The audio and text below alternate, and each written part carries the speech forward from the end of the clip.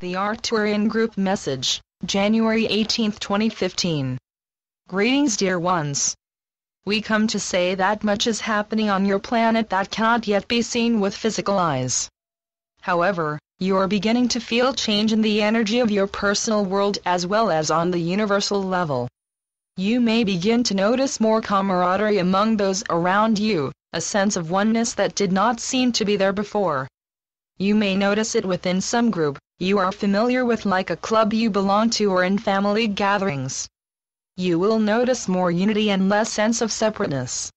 These changes are the result of the high resonating light now pouring onto Earth and available to all who are receptive.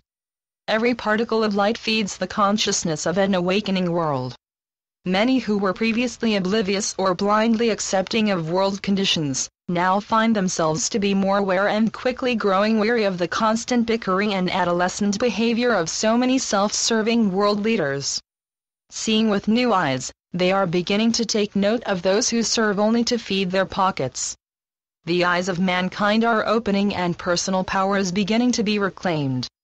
Thus, as society awakens, it automatically begins to move into its power. Even a small thing like signing a petition helps to activate world energy into new directions. It is not about giving energy to some negative appearance, but rather it is about taking whatever human footsteps may assist others to notice, on their level of awareness. You are in the midst of awakening to who you are, realizing that you are and never were less than those who hold power of some sort or another. Appearances will not change until you change them, for the outer manifestations you see simply represent the consensus consciousness of the majority, which at this time is still heavily enmeshed in duality and separation. The whistleblowers of the world are courageous souls, not to be reviled as many would have you believe. They are helping to awaken those who blindly accept everything they are told, the sleeping ones who have given away their power to those claiming to own it. Despite personal danger to themselves, they speak words that need to be heard. Those who stand to lose personal power or wealth from this information would have you believe that these people are criminals. No, they are serving to assist the people of the world to wake up, open their eyes, and hopefully take back their power. Do what you can each day to awaken others, but never in a preaching or proselytizing way. It must be done with love and kindness and respect for the other's belief system. Often it is not words, but simply your energy field filled with light that helps to awaken another who is receptive. Speak the deeper truths only when guided to, when a person is ready to hear or is seeking truth, always trusting your intuition.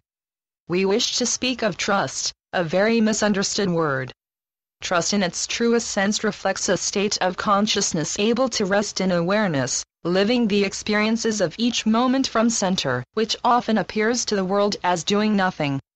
In reality, doing nothing is to hold blind faith in some concept, person, or thing, which is often seen as trust.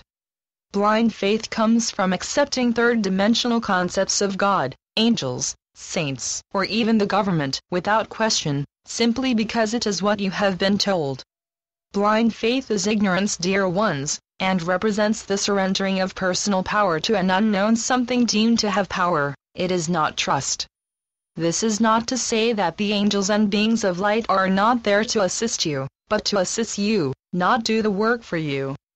Trust is the natural offspring of a state of consciousness imbued with spiritual truth, and not dogma or rites and rituals handed down and accepted from generation to generation. Trust is the living out from and resting in a consciousness aware and knowledgeable of what is real and spiritually true.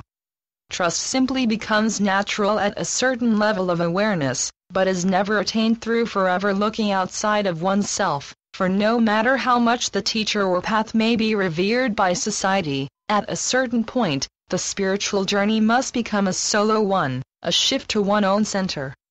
This is not to say that you will never be guided to some book, class, or teacher along the way, but it is to say that you must always listen to your intuition, and when something feels finished, don't be afraid to leave it and move on. Many paths and teachings are only needed for a short while, steps along the way to be left behind at some point, which then allows new and higher phases of the journey to begin. Trust manifests as the student learns to withdraw energy and power from outside forces and place it where it is, in divine oneness. Trust is aware of what is, instead of 3D concepts of what is.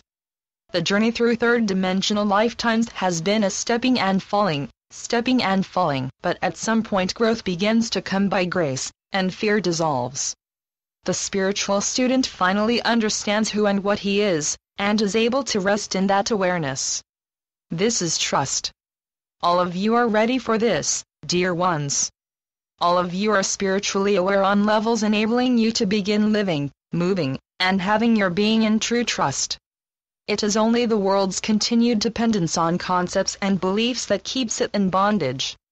Trust lifts the burdens from your personal back and removes the mental drive to do, which is the focus of intellectual thinking as well as can be found in many metaphysical teachings. The metaphysical protocols were necessary in the beginning, and are still important for the newly awakening, but you are no longer beginners.